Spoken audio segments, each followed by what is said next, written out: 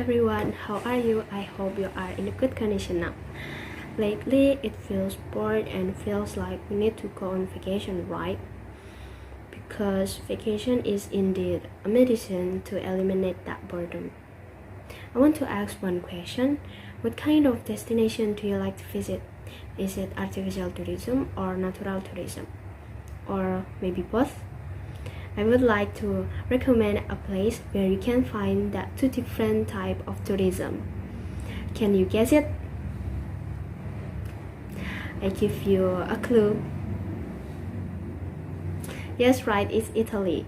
Italy is a country that have both artificial tourism and natural tourism that interesting to visit.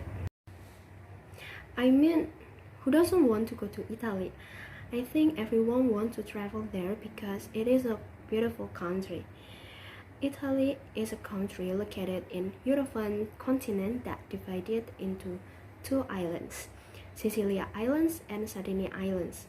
It makes Italy have many attractions because Italy is an archipelago country. Italy have many tourism interests such as culture, cuisine, history, fashion, architecture, art, religious site, naturalistic beauties, and nightlife. The most popular locations are Rome, Florence, Venice, Tuscan Hills towns, Milan, Lake Como, Amalfi Capri and Sorrento, the Cinque Terre, and Pisa and Lucca. According to ISTAT, or International Society of Transport Aircraft Trading, Italy is the fifth most visited country by international tourists. A lot of places that can be visited and a lot of fun things that we can do there. Are you interested to go to Italy? If it is a yes, I will help you to explain the things needed to go there. Transportation route from Indonesia to Italy. The cheapest way to get from Indonesia to Italy is to fly. That takes approximately 17 hours and 15 minutes. The distance between Indonesia and Italy is 11,435 kilometers.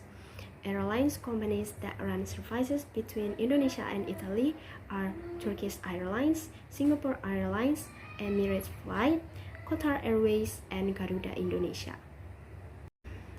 Okay, we will move to the travel documents. Let me ask you first. Did you know what travel documents that we need to prepare before we go to Italy? Okay, if you don't know already, I will explain about it. Passport. Passport is a document that must carried when traveling abroad, such as Italy. Passport is a document that contains the identity of the owner as a condition of traveling abroad. Later, the passport will be shown to the immigration officer from the destination country to be stamped or sealed with a visa. Schengen visa. A Schengen visa is a permit to enter and stay in a state of the Schengen area for a short period of time for tourism reasons, to meet family or friends, or for business purposes. Italy is included in the state of the Schengen area, so if you want to go there, don't forget to take care of this document. Travel insurance. This document is very important and should not be left behind if you want to travel abroad, because insurance is a cost cover in the event of possible treatment, lost baggage, or trip cancellation. Vaccine certificate. After the COVID-19 pandemic, if you want to travel abroad, you must show a vaccine certificate as proof that you have had the vaccine, which means the potential for infection is minimum. The goal is to prevent the spread of the virus in the destination country, as well as proof of a negative result from a COVID-19 test before departure.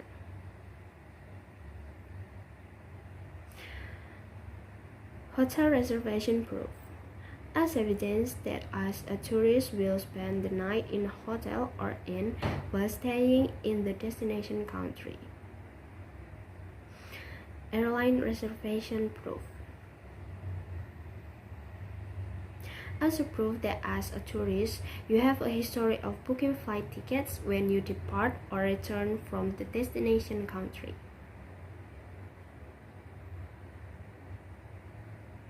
Itinerary. This document can facilitate travel because it contains detail of the itinerary that serves as a guide in the destination country. By preparing this document, you can find out the destination to be visited and the activities to be carried out. Identity card. The purpose of carrying an identity card is to ensure the validity of the identity and country of origin of a person who arrives in a destination country. Last but not least, driver's license.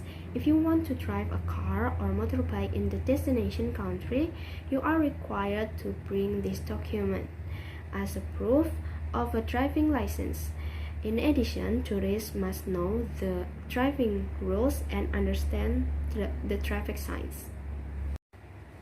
Notice that we must know about immigration and customs in Italy too. Italy is part of the Schengen area with France, Germany, Belgium, Luxembourg, Netherlands, and 19 more countries. If we want to stay or transit across the Schengen area, we must be in possession of a passport or another travel document as valid to cross the border of all Schengen area, including Italy. We also must respect the local laws and customs in Italy, because we have to respect their cultures by obeying the rules and know how to maintain attitudes and actions. These are some activities you should note while you in Italy. Personal ID. You must be able to show your identity. The police may ask you for your passport or photo ID, so you should bring it or bring the copy of your passport. Public transportation. Before you start to take a trip, you must purchase endorsed ticket from shop or use machine to endorse your ticket that usually positioned at the entrance of railway station, entrance held to metro station, and on board some buses. Tourist tax. Many cities in Italy impose a small tax on tourists, and the rate of the tax varies in each city. Usually, the hotel will be taxed, and the rate of the tax depends on the star rating of the hotel. Hotel management will ask for payment of the tax in cash, so don't forget to bring a cash and ask for a receipt. Public offenses. You can drop in litter, you can sit or eat, even drink on monument, you can enter or bath in fountains, use any disposable plastic objects are forbidden, it is illegal to buy items for unlicensed street trader, it is illegal to remove sand or shells in coastal areas, and it is illegal to collect flowers or plants in mountain areas. If you do these activities, you will be penalized in the form of fine. Another information that important is about cabin and baggage rules. I want to take an example from the baggage rules of Emirates flight. Your baggage allowance is based on either the total amount of weight or on how many pieces of luggage you have. Your allowance depends on where you are traveling, your fare, and your travel class. There are general rules and guidelines for baggage allowance on Emirates flights. If you are an Emirates Skywards Platinum, Gold, or Silver member, you could enjoy extra baggage allowance on routes that use the weight concept. The weight concept are: your allowance is based on the total weight of all baggage. You can check in as many bags as you like up to the weight allowance. Each individual bag must not weigh more than 32 kg. The weight concept applies to all routes except when you travel to America and Africa. Check package dimension. The total dimension, length, width, height of an individual bag should not exceed 150 cm up to a maximum of 300 cm. You will be charged an additional fee for any individual item exceeding in dimension. If an individual item has total dimension greater than this specification, it can be checked and will need to be sent as cargo. Cabin baggage. For economy class, customers are permitted one piece of carry-on baggage, either a handbag or a laptop bag, that may not exceed 55 by 38 by 20 centimeters and must weigh no more than 7 kilograms. For business class, customers are allowed 2 pieces of carry-on baggage, one briefcase plus one handbag or garment bag. The briefcase may not exceed 45 by 35 by 20 cm. The handbag may not exceed 55 by 38 by 20 cm. They can be no more than 20 cm thick when folded. The weight of each piece must not exceed 7 kg.